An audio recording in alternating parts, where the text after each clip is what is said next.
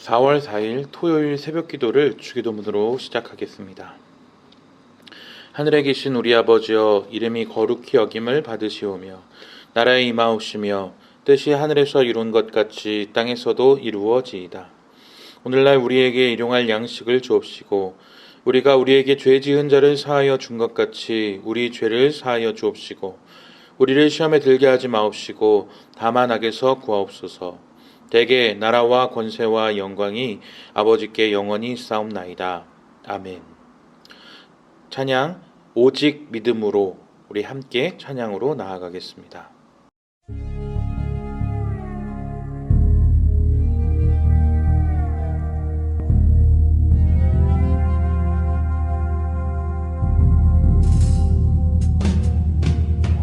세상은 들리고 사람들은 변하여도 나는 주를 섬기리. 주님의 사랑은 영원히 변하지 않네. 나는 주를 신뢰해. 오직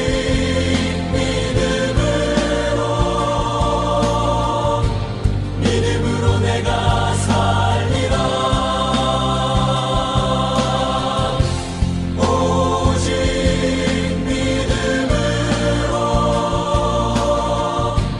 믿음으로 내가 살리라.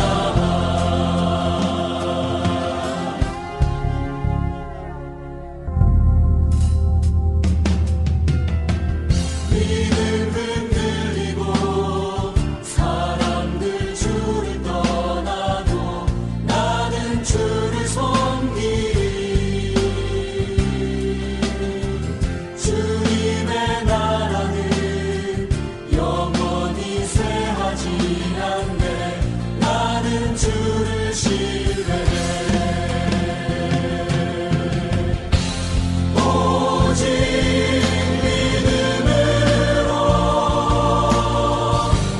믿음으로 내가 살리라.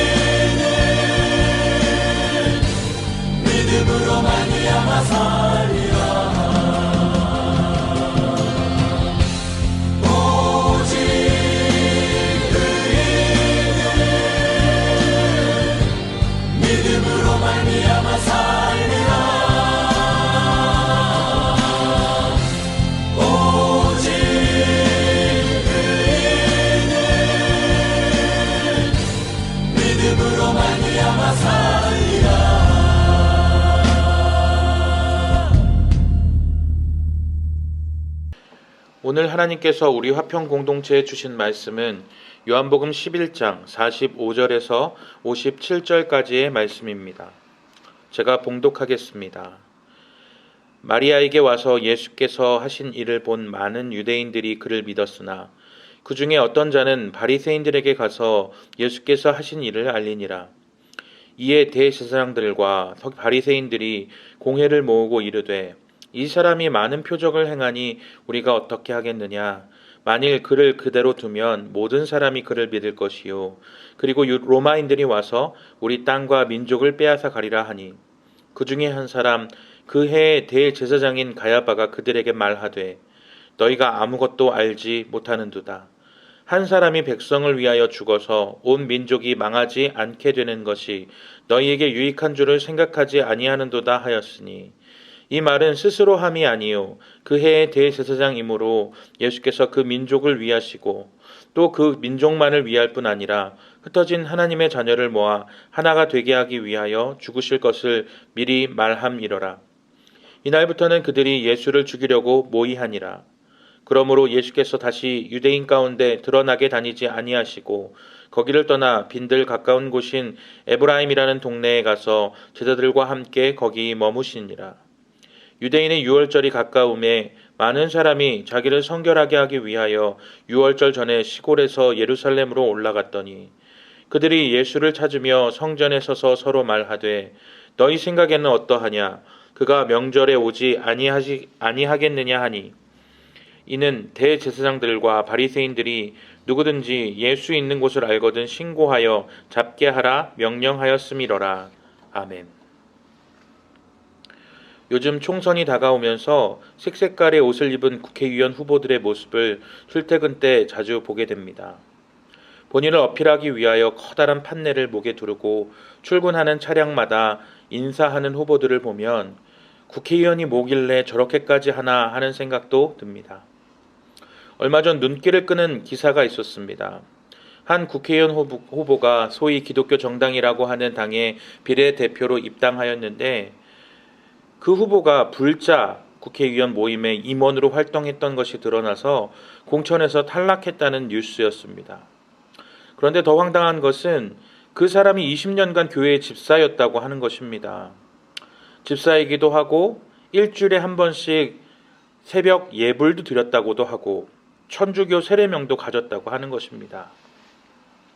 한 표라도 더 얻기 위해서 개신교도 불교도 천주교도 되는 것이 참 웃기면서도 슬픈 일이다 싶습니다. 그런데 그 뉴스를 보면서 한편 이런 생각도 듭니다. 나는 과연 다를까? 나도 저렇게 종교를 하나님을 이용하고 있지는 않았나 하는 점검도 하게 되는 것입니다. 우리는 흔히 교회 다니면 하나님이 건강하게도 만들어주시고 자녀들 공부도 잘하게 해주시고 사업도 번창하고 회사에서 성공할 것이라고 생각할 때가 많습니다.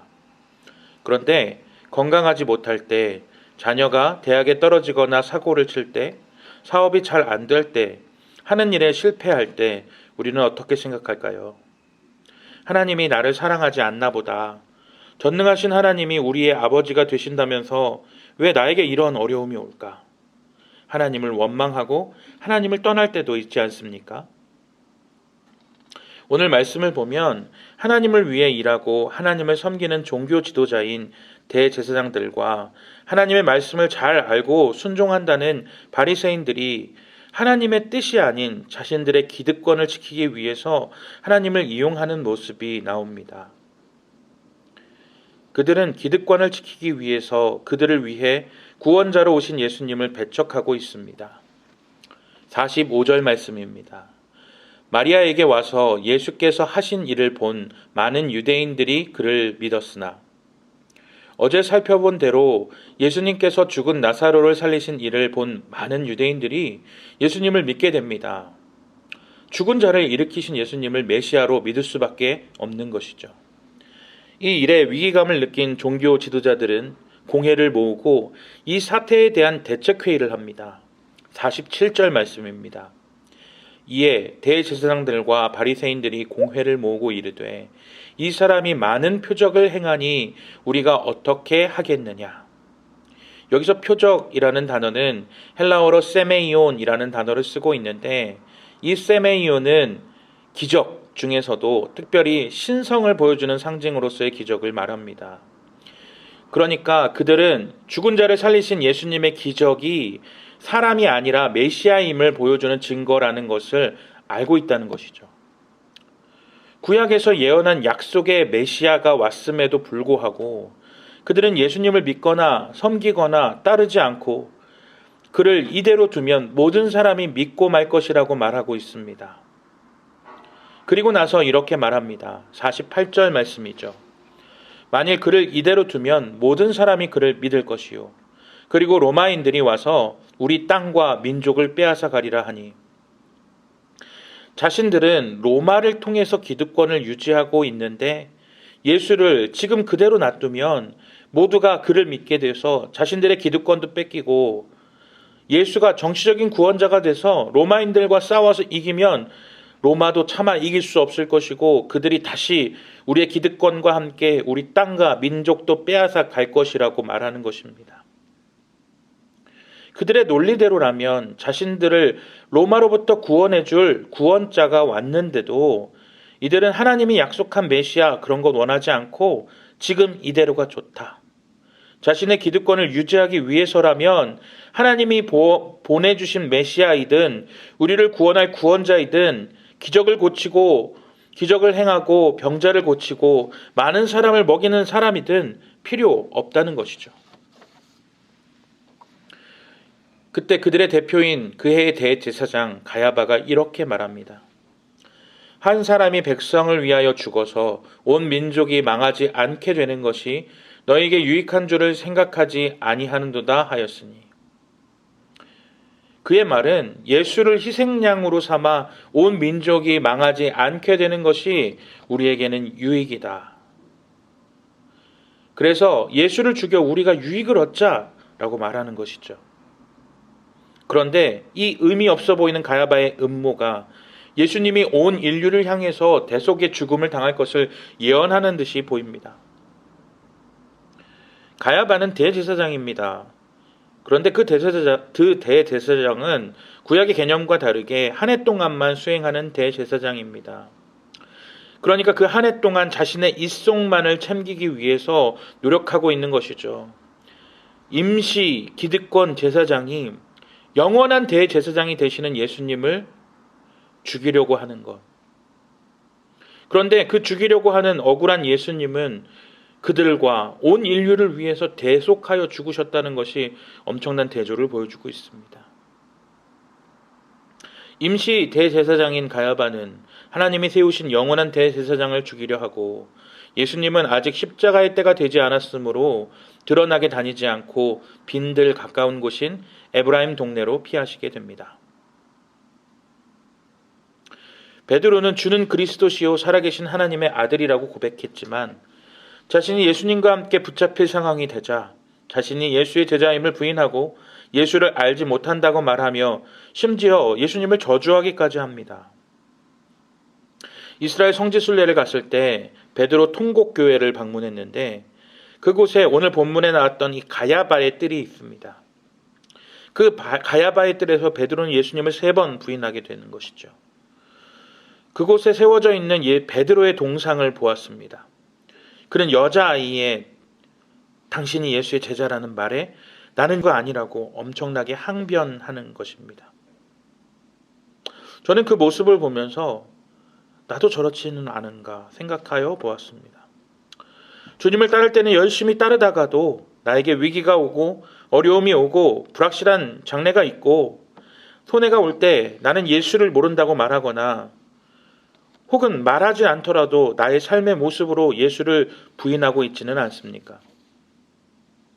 예수님께서 내가 진짜 나를 사랑하느냐 물으실 때에 제가 주님을 사랑합니다 라고 대답할 수 있으시겠습니까? 진짜 신앙은 위기의 때, 손해의 때, 어려운 때에 드러나는 것입니다. 입증되는 것이죠. 그 사람이 하나님을 이용하고 있는지 아니면 하나님께 쓰임받고 있는지가 바로 이 위기의 때에 드러나는 것입니다. 우리는 위기의 때, 손해의 때, 어려운 때를 지나가고 있습니다.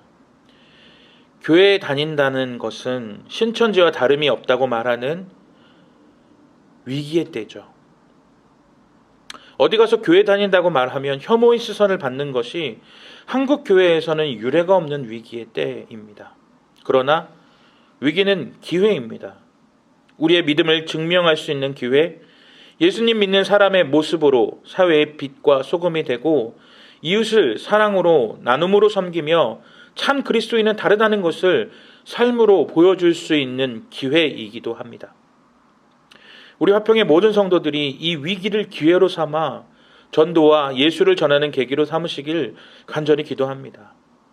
더 배려하고 더 낮아지고 더 섬기는 모습으로 예수 믿는 사람은 다르다는 것을 보여줍시다.